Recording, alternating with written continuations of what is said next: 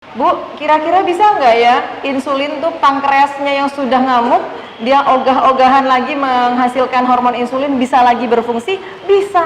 Ayah saya diabetes mellitus dari umur 50 sekarang alhamdulillah terkontrol atau sembuh. Jadi puasalah yang sering dari orang diabetes supaya sel pankreas yang sudah ngambek nggak mau lagi produksi insulin, mati yang sudah rusak, cukupi bahan baku polipeptida protein, insya Allah akan tumbuh lagi sel pankreasnya untuk bisa menghasilkan hormon yang fitrah itu insulin untuk bisa mengangkut gula dalam darah masuk dalam sel.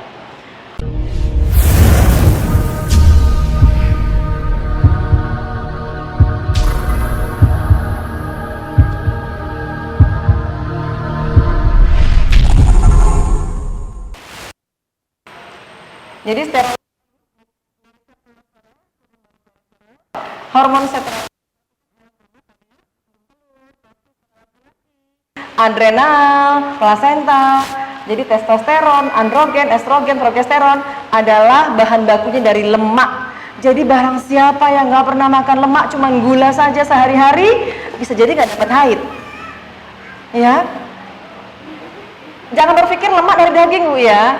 Dari minyak zaitun itu Masya Allah, monounsaturated fatty acid, lemak yang sangat baik. Minum apa lagi dok? Makan alpukat, apalagi VCO, minyak biji matahari, minyak asiri, minum tuh telan tuh, minyak serai. Bingung lagi, minyak serai kan buat digosok, minum aja nggak apa-apa. Jangan seliter Bu, sesendok gitu ya. Itu lemak Bu, lemak bahan baku hormon steroid gonad, adrenal dan plasenta. Jadi ibu-ibu preeklamsi nih yang pernah dapat preeklamsi, biar plasentanya sehat, hormon plasentanya baik, sebelum hamil tuh telan minyak serai. Enggak, minyak alpukat sama minyak zaitun Bu. Saya belum melakukan citronella oil, belum. Nanti insya Allah lah bersama teman-teman ya. Jadi kalau kita berpikir sudah begini, konsepnya sudah dapat, tinggal kita uji saja untuk membuat keamanannya terjaga ya. Jadi lethal dose-nya tahu gitu ya. Tahu lethal dose ya? Dosis-dosis dari herbal yang kita buat untuk jadi konsumsi sehari-hari tidak juga berlebihan. Karena makan juga nggak boleh berlebih-lebihan ya. Kurma baik, misalnya 1 toples, salah. Ya, madu baik, minumnya 2 liter, ya salah juga gitu. Sesuai dengan yang sewajarnya lah. Sewajarnya berapa ya dok? Ya itu butuhnya riset and development tadi ya. Para dokter, para tenaga kesehatan, lakukanlah riset-riset berbasis alam tadi supaya bisa dibumikan ke umahat, ke keluarga, ke masyarakat, supaya ada patokan. Oh, diuji oleh si Banu bahwa menggunakan minum minyak serai bisa membuat hormon steroid baik. Bisa aja kan gitu. Ayo lakukan. Kalau kemarin saya beberapa seminar, beberapa integrasi dengan beberapa nakes, saya komporin kayak begitu, langsung bengong-bengong mereka. Di rumah saya ada ini dok, ayo riset. Memang masih uji klinis yang berbasis cuman tikus ya atau mencit, tapi kan nanti bisa bertahap ya, butuh waktu. Kemudian nih peptida berupa asam amino untuk insulin. Nah, jangan dibilang tuh orang yang nggak diabetes takut banget minum madu, tapi syaratnya harus madu mana mau insulinnya bisa ada, terbentuk hormonnya, pankreasnya mau membentuk kalau kita nggak masukin asam amino gitu. Termasuk tuh paratiroid ya. Detail secara teori, kelenjar hipotalamus otak itu menghasilkan tiroid releasing hormone, menghambat somatostatin, menghambat growth hormone. Nah ini hipotalamus itu menghasilkan somatostatin, dan ini Bu, growth hormone ini akan muncul pada malam hari ketika otak menangkap sinyal dari mata, ketika mata memandang yang gelap, yakni kamar tidur yang dimatikan lampunya. Benarlah pesan Rasulullah ketika hendak tidur, matikan lampu, tutup bejanamu ya. Apalagi? Hah? Tutup pintu? Iya ya. Miring ke kanan. Ya, apapun kita langsung bumikan dengan perilaku kita sehari-hari. Ternyata ketika dia gelap, kita membantu hormon growth hormone untuk tinggi, juga membantu hormon yang disebut melatonin, membantu serotonin, hormon rileks, hormon nyaman, membuat growth hormone. Kalau enggak nanti somatostatin tinggi, anak-anak yang enggak mau tidur tuh masih balita, dia bakal tidak bisa tumbuh. Bukan tidak bisa tumbuh sih, terhambat pertumbuhannya ya. Terus sama juga, hati-hati Bu ya. Karena otak hipotalamus dan GnRH ini bisa punya hubungan feedback dengan dirancukan oleh hormon adrenalin. Jadi kenapa? Karena bahan bakunya sama, bahan bakunya hampir sama. Ibu lihat ya. Ibu lihat di sini. Adrenal. Di bawahnya ada apa, Bu? Testosteron, androgen, estrogen, progesteron. Tadi sepakat bahwa hormon adrenal dari anak ginjal adalah keluar kalau perempuan atau seseorang itu stres. Sepakat? Karena bahan bakunya sama, dia mimikri. Mimikri itu maksudnya gimana ya? Mirip. Jadi kayak nyaru ya, kayaknya tadi dokter Meti deh, mirip, nah gitu ya. Kayak gitu. Nah, jadi kalau orang yang stres juga nanti punya suatu messenger yang harusnya masuk ke RT 1 jadi ke RT 3, ngerti ya? Jadi orang stres akan berdampak juga dengan hormon gonad. Ya, jadi misalnya ada wanita disuruh pagi siang malam lari gitu di suatu lembaga pendidikan lah ya untuk kaum wanita. Nah, asrama kemiliteran misalnya. Stres nggak Bu? Ya, nanti nggak haid 3 bulan. Tambah lagi makanannya juga salah gitu ya, karena lemak-lemaknya. Nah ini jadi karena bahan bakunya sama sehingga dia mimikri, mirip ya. Oke, ini tadi yang saya bilang. Ini tinggal nanti dibagi aja, dibaca saja supaya ibu bisa baca ya. Ini teori ya, saya juga nggak hafal-hafal banget lah kalau ini. Yang penting konsepnya udah tahu ya. Ini kan cuma teori-teori ya. Nah ini tadi pituitari ini adalah otak ya, otak. Nih bayangkan nih paratiroid. Jadi kalau paratiroid tadi dari mana dong paratiroid? Paratiroid dari asam amino. Jadi Bu, kalau ibu mau minum kalsium 1 kilo, ibu nggak makan sayur, asam amino kan dari sayur ada ya, dari buah ada, dari biji. Kalsium ibu juga nggak akan berfungsi dengan baik di badan. Tetap aja ibu akan pengeroposan tulang. Jangan lagi ibu berpikiran makan tablet kalsium, tulang ibu akan bagus. Kalau ibu tidak mau makan asam amino atau madu atau sayur atau buah atau biji. Kenapa? Ingat tadi. Ingat tadi apa tadi? Ini bahan bakunya untuk paratiroid. Apa fungsi paratiroid di sini, Bu? Kelenjar yang berfungsi untuk mengatur kadar kalsium. Ya. Jadi, Bu, saya dulu punya sakit tulang ya, nggak punya tulang, saya nggak makan tablet kalsium, saya hanya makan daun tin, daun bidara, daun zaitun. Tumbuh tuh tulangnya, asam amino semua tuh isinya, tambah madu. Jadi konsep-konsep kayak begini yang harus kita sampaikan dengan mudah, dengan murah, kita bisa mempraktekannya dalam kehidupan kita sehari-hari. Jadi Bu, marilah kita tafakur, sayangilah kepala kita, ini isinya ya Allah. Ibu, kalau kita mati batang otak aja atau mati otak ya, udah nggak bisa ngapa-ngapain. Jarang orang yang otaknya mati bisa bangun lagi ya Bu. Tapi kalau misalnya otaknya masih baik, jantungnya itu berhenti, masih bisa pompa jantung ya, pompa nafas, ventilator gitu. Ada nggak pompa otak? Makanya kalau jalan-jalan naik motor pakai helm ya, dijaga. Jadi Bu, jaga otak bukan hanya secara zahir atau secara fisik.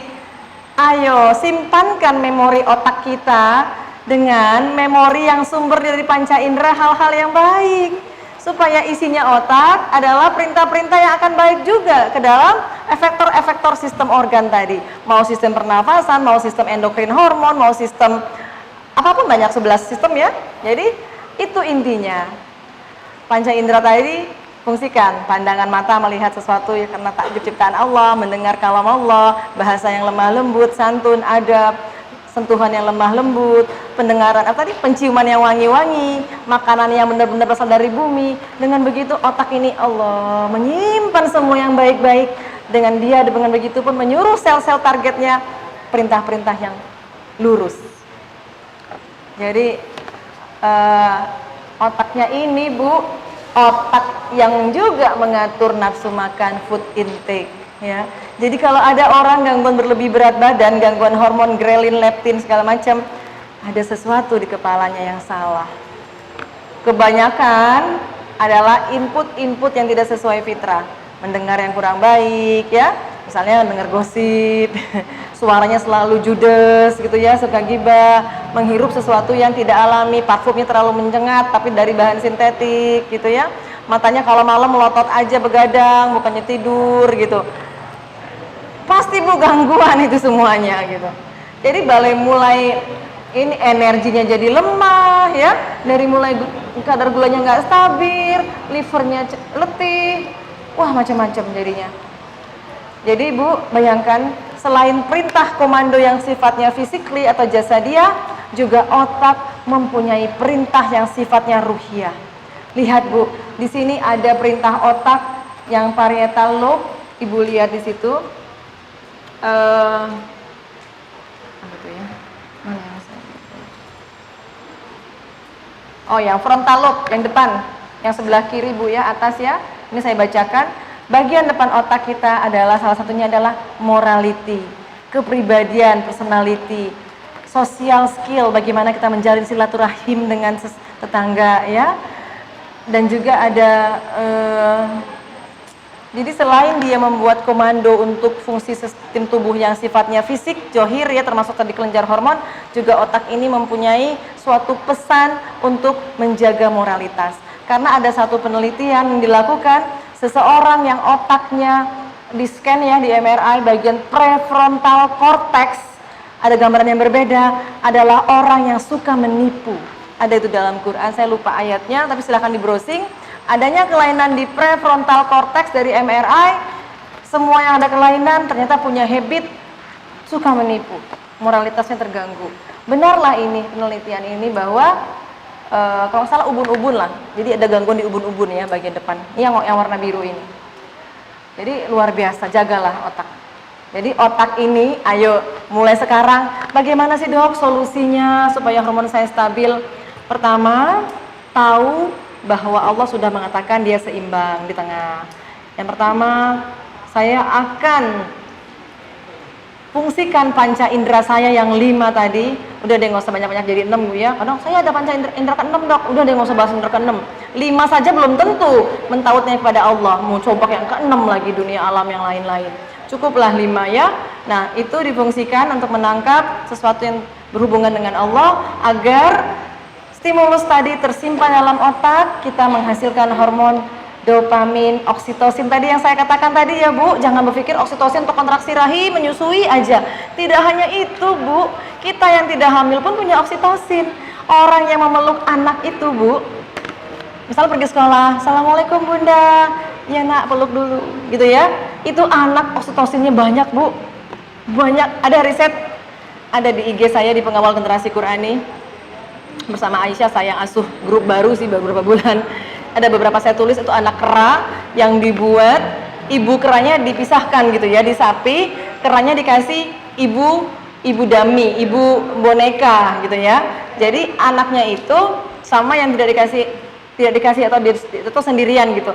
Ternyata walaupun boneka palsu, anak tetap punya oksitosin gitu lah. Dia tetap nyaman daripada dia sama sekali jadi anak terlantar. Jadi betapa mulianya ya Rasulullah itu menyuruh kita untuk mengurus anak-anak terlantar supaya anak-anak ini punya hormon oksitosin, supaya otaknya anak-anak ini bisa berfungsi, supaya dia sehat. Wah banyak sekali dampak baiknya ketika seorang anak ini diasuh dengan kasih sayang walaupun tidak harus kandung ya. Nah jadi dopamin itu akan mulai banyak kalau kita itu celebration, bersyukurlah gitu ya, syukuran gitu ya Bu ya. Selalu syukur, ditabok orang, syukur, sabar ya, dijamret, syukur, alhamdulillah dijamret gitu. Ada nggak orang kayak gitu Bu? Ada aja. Kalau orang hatinya lapang Bu, problem apapun tidak akan terasa sama dia. Ada satu cerita yang membuat saya selalu terngiang-ngiang, membuat saya kalau punya problem ingat cerita itu. Ada seorang anak muda, ya Tuhan Guru, saya ini hidup sudah nggak sanggup lagi, terlalu banyak problem dalam hidup saya. Guru bijaksana bilang apa ke anak muda tersebut?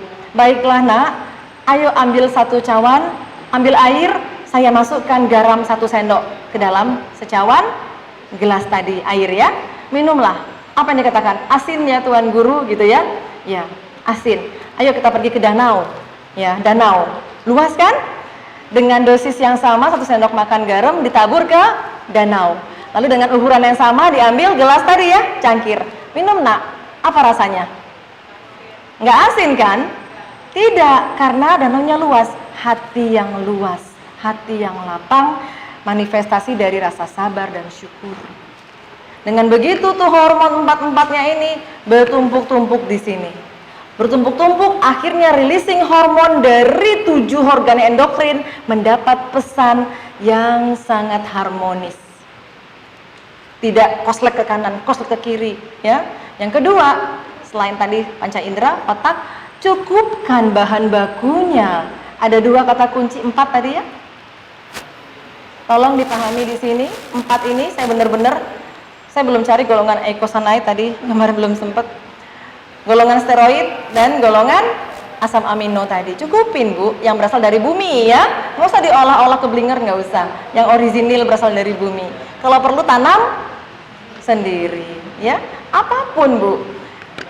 Di rumah saya udah nanam tuh telur ya, serai, jahe, kunyit, daun kari ya, kumis kucing, meniran, apalagi Bu, banyak di rumah saya petani juga Bu, yang saya makan kalau saya lagi kangen sama meniran, rumput-rumput liar itu ya, kecil-kecil, ambil, keringin Bu, sebentar diangin-anginin, besok diseduh pakai air, waduh jadi teh meniran gitu. Saya yakin karena saya nggak pernah kasih pupuk pestisida, cuman kasih pupuk kompos dari kotoran ikan yang saya buat kolam dikit untuk nyiramin tanaman saya. Akhirnya saya bahagia setiap hari, Masya Allah, tenang walaupun capek, walaupun saya masih praktek sana sini. Jadi ternyata Bu, bahan baku makanan itu yang berasal di bumi itulah fitrahnya. Kalau sesuatu yang masuk bukan dari bumi, tubuh membuat satu perlawanan yang disebut sistem imun. Sistem imunnya aktif yang disebut inflamasi atau radang. Kalau radang zat vasoaktifnya keluar, mulai terjadi gejala tumor, kalor, apalagi dolor ya, bengkak gitu ya, merasa besar, nggak enak gitu ya, meriang gitu Bu ya. Itu adalah proses inflamasi radang karena ada sesuatu yang masuk ke tubuh tidak berasal dari bumi, tidak fitrah. Jadi orang yang makan kue lebaran 1 toples seminggu itu aja pasti ibu meriang deh. Mulai perutnya begah, nggak bisa kentut gitu ya, pokoknya nggak enak. Jadi sesuatu yang tidak berasal dari yang alami masuk ke tubuh, tubuh punya suatu barikade, yaitu proses inflamasi atau peradangan. Jangan dianggap inflamasi itu penyakit, itu adalah warning aba-aba bagi kita untuk segera padamkan dengan air putih, karena air adalah sumber kehidupan. Ketika sesuatu korslet mau kebakaran, ibu ambilnya apa? Air. Jadi kalau benarlah hadis Rasulullah yang mengatakan jika ada yang demam, padamkan dengan air. Karena demam salah satu proses inflamasi. Sistem imun kita sedang berjuang melawan sesuatu yang masuk ke badan yang tidak fitrah. Baik itu kuman, baik itu makanan, baik itu zat logam berat, baik itu plastik, baik itu makanan yang sifatnya penyedap, pelembut, perasa gitu. Jadi minum air, puasa, makan yang fitrah, panca indera sudah, otaknya dipenuhi dengan hormon kebahagiaan, bahan bakunya dicukupkan.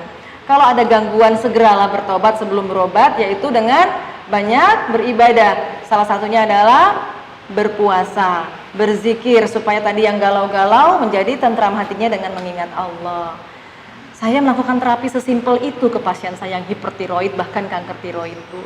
Alhamdulillah atas izin Allah sembuh tanpa obat, hanya mengubah habitnya. Inilah yang disebut pengobatan yang berdasar memandang ciptaan Allah dalam keadaan seimbang. Sebagaimana sudah Allah firmankan bahwa Allah menciptakan susunan tubuh kita sangat seimbang. Jadi dengan menyeimbangkannya, yang mati disuruh mati terprogram dengan berpuasa. Cukupkan bahan baku yang benar-benar fitrah supaya sel yang mau tumbuh juga menjadi sel yang baik. Itu, insya Allah.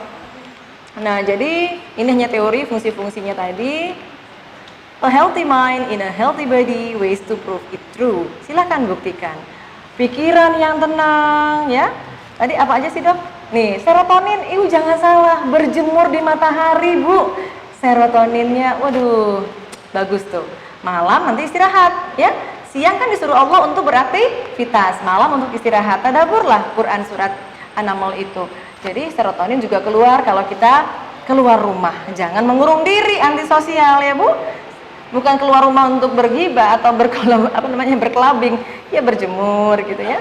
Terus saling membantu satu sama lain gitu ya Bu. Ada nenek-nenek mau nyebrang, bantu. Tuh serotonin ibu tinggi banget loh.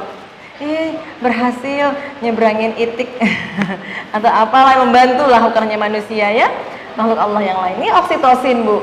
Oksitosin ini bukan hanya menyusui Bu, kalau keluar niponnya dihisap oleh bayi dengan cuddling. Cuddling apa Bu? Memeluk ya, memanjakan gitu ya, sharing, curhat sama anak. Nak, tadi di sekolah gimana? Gurunya gimana nak? Jangan tanya, tadi PR udah belum? Gitu, enggak.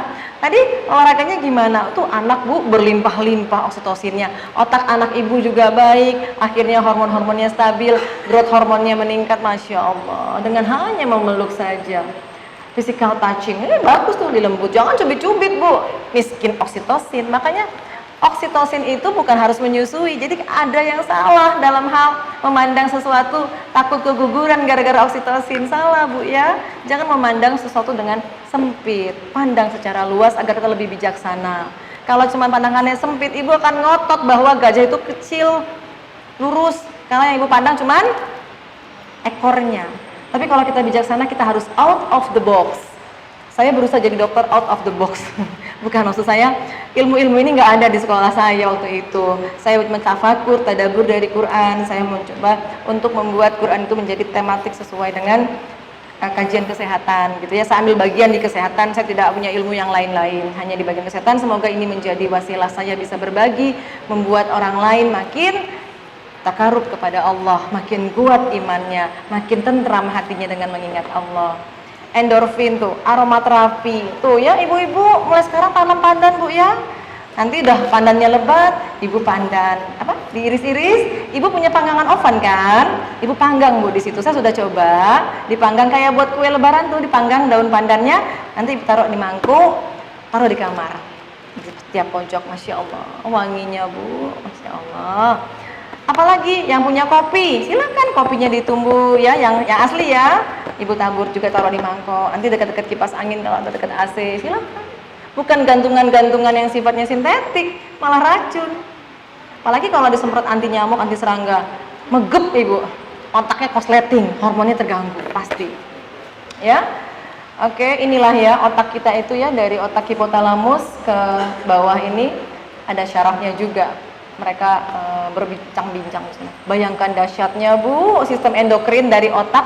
Otak ini membuat komando. Lihat yang sebelah kanan ya, saya lupa nih. Sebelah kanan ya Bu ya. Ini ada liver dan tulang ya. Bawahnya ada adrenal, bawahnya lagi ada tiroid, bawahnya lagi ada testis ya, testis. Bawahnya lagi ada ovarium, bawahnya lagi ada payudara, ada rahim, dan ada ginjal. Ada hormon-hormon di situ. Jadi kalau pusat komandonya baik, sinkron fungsinya, messengernya nggak salah alamat, nggak ada alamat palsu lagi. Karena bahan bakunya cocok, otaknya juga nggak kosleting, ngasih perintah. Kan ada Bu ya pemimpin yang nggak baik dan nggak bijaksana, ngasih perintahnya asal-asalan, ada ya. Akhirnya yang membawa pesan sampai nggak sama tujuannya. Bosnya gaduh gelisah, kamu sini, ya kasih sama si itu ya, oke ya saya pergi. Mungkin pun saya nerima pesan, mau diantar kemana bos? Terserah lah. Akhirnya salah alamat. Apa target organnya tadi? Salah. Fungsinya jadi acak-acakan. Jadi kontrol sampai nih hormon tadi ya, insulin, grelin, leptin, juga bukan hanya di pankreas melulu yang defek atau gagal. Ada masalah di kepalanya. Karena input dari panca inderanya juga salah. Apalagi ini ovarium, stres berkepanjangan nih emak-emak, nggak tahu nih mikirin apa. Ya, ibu udah jangan stres-stres Bu. Kalau dapat masalah, tadi ingat air garam Bu, ya ngapain? Allah, saya ini dapat ujian karena saya sedang ditempa untuk naik tingkat. Kalau anak kelas 1 SD pelajarannya tambah dan kurang, kalau udah lulus naik nggak kelas 2 Bu? Naik, karena sudah lewat tambah-tambah dan kurang-kurang. Kalau ibu diuji itu aja nggak naik-naik, sampai kapanpun ibu nggak akan selesai ujian ibu. Ingat aja filosofi mudah seperti itu. Saya bukan bermain kata-kata. Saya berpikir dengan caranya mudah, menyampaikan dengan mudah supaya kita tafakur sendiri. Saya ingin menyehatkan, membantu pasien saya atau sahabat saya untuk sehat bukan karena saya, tapi dari keinginan dirinya sendiri. dari niatnya, ya, dari niatnya. Jangan kata saya, karena saya cuma mengingatkan ini kata Rasulullah, ini Quran yang sebutkan, Allah sendiri yang firmankan, begitu ya. Ya semoga nanti Allah ridho ilmu kedokteran yang saya pelajari berbelasan tahun ini dengan kajian yang sederhana ini, Ibu, ya pantaslah saya gangguan ya. Saya nggak tahu bahan baku hormon. Saya setiap hari makannya dalam bungkus plastik, ya. Jadi Ibu sekarang tanam pohon pisang, Bu ya. Nanti anak pergi sekolah bekalnya jangan pakai mangkok, pakai bekal plastik, pakai daun, ya. Dia yang dibilang kampungan, nggak apa-apa, sehat. Banyak hal-hal yang kadang-kadang simpel tapi kita nggak terfikirkan. Jadi mintalah sama Allah. Satu doa Rasulullah kepada Ibnu Abbas radhiyallahu an yang berkata, Allahumma faqihu fiddin wa alimna ta'wil. Minta kefahaman bagaimana kita faham dalam agama dan mentakwilnya dari esensi dari yang kita baca tadi. Nanti Allah akan kasih kita ilmu-ilmu yang berasal dari sisinya, bukan ilmu yang menyelisih dari petunjuk-petunjuk Allah. Jadi sebagai seorang dokter, saya berusaha mengingatkan pasien saya dari hanya mentakwil, insya Allah, bukan saya mentafsir ya, bukan. Mentakwil, mentadaburi dari makna-makna yang terkandung dalam Quran tersebut. Jadi stres ini jangan stres. Oke, ini hipotalamus ya, jadi bayangkan Bu ya, ini dopamin. Tadi tahu ya hormon bahagia ya, dopamin, endorfin masuk input ke otak. Akhirnya terjadilah proses sampai ke gonad, ovarium kan, testis dan estradio. Jadi ini prekursornya, asal muasalnya. Bahagialah Bu, ya. Selesai nanti hormon tiroidnya, selesai nanti hormon PCOS-nya. Tapi ingat yang PCOS kan kalau berat badan biasanya tuh ya puasa deh, puasa intermittent fasting gitu ya. Insya Allah, puasa kan tadi sebagai salah satu ikhtiar kita menghabiskan sel-sel yang sudah rusak untuk nanti kita makan yang sehat, bahan baku yang baik, sel baru akan tumbuh ya. Jadi ini terkait banget ya otak sampai ke kesuburan. Makanya kalau ada orang ya cerita kalau nggak punya anak gitu, belum dapat titipan omongan, ayo angkat anak gitu ya Bu, supaya pikirannya nggak mikirin anak-anak terus karena sudah teralihkan dengan mengurus anak yatim barangkali. Dengan begitu, jaras hormonnya dari otak sampai gonadnya, sampai rahim dan indung telurnya, termasuk suaminya juga testisnya, harmonis. Nggak ada yang meledak-ledak, nggak ada yang kosleting. Akhirnya terjadilah ovulasi. Ini sel telur ya Bu ya, yang kuning ini. Keluar. Berhasil ketemu sperma, alhamdulillah gitu ya.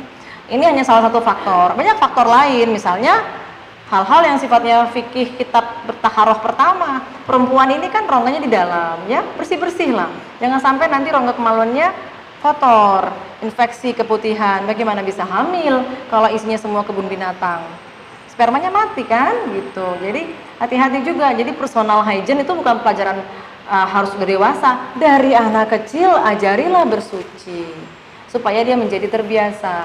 Filosofi mengatakan Allah bisa karena terbiasa ya. Siapa yang ngajarin? Gurunya? Pembantu kita? Ibu. Makanya Bu, pulanglah ke rumah Bu kita yuk. Ya, selesai ya. Jadi saya semangat banget pengen ulangin ibu-ibu ke rumah. Karena saya juga setelah saya panjang perjalanan hidup ya, udah usia nggak muda, udah 40-an lebih mau 50 itu, kita kan sudah hampir selesai hidup ya insya Allah. Tapi saya berpikir, kalaulah dari dulu saya di awal di rumah terus, mungkin anak saya akan lebih memanfaatkan panca inderanya tidak hanya 10%, mungkin bisa 20% gitu ya. Karena otak manusia ini baru dimanfaatkan hanya 10% kata penelitian gitu ya Bu.